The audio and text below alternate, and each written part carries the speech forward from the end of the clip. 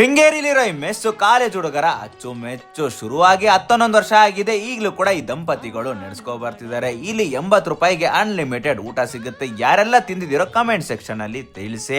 Video ನೋಡ್ತಿರೋರಿಗೆ ನಮಸ್ಕಾರ, share ಮಾಡೋರಿಗೆ double ನಮಸ್ಕಾರ. ನಾನು ನಿಮ್ಮ ಉಂಡಾಡಿ ಗುಂಡ.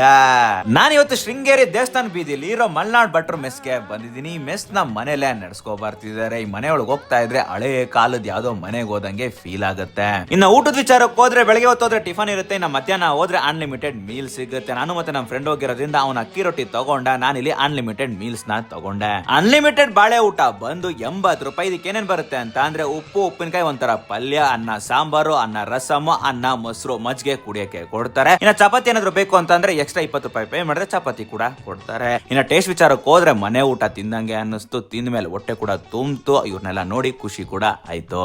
ನೆಕ್ಸ್ಟ್ ನೀವು ಶೃಂಗೇರಿಗೆ ಹೋದಾಗ ಮಧ್ಯಾಹ್ನ ಹೊಟ್ಟೆ ಗಿಟ್ಟೆ ಅಷ್ಟು ಮನೆ ಊಟ ತಿನ್ಬೇಕು ಅನ್ಸ್ರೆ ಶಿಸ್ತಾಗಿ ಮೆಸ್ಗೆ ಹೋಗಿ ಟ್ರೈ ಮಾಡಿ. ಪಕ್ಕ ಇಷ್ಟಪಡೋದಂತೂ ಗ್ಯಾರಂಟಿ. ಇದೇ ತರ ಹೆಚ್ಚಿನ ಕಂಟೆಂಟ್ಗಳಿಗೆ ಉಂಡಾಡಿ ಫಾಲೋ ಮಾಡಿ. ಮುಂದಿನ ಸಿಗೋಣ. ಟಾಟಾ, ಬಾಯ್ ಬಾಯ್. ಯೂಟ್ಯೂಬ್ ಚಾನಲ್ ಕೂಡ ಸಬ್ಸ್ಕ್ರೈಬ್ ಆಗ್ಬಿಡಿ.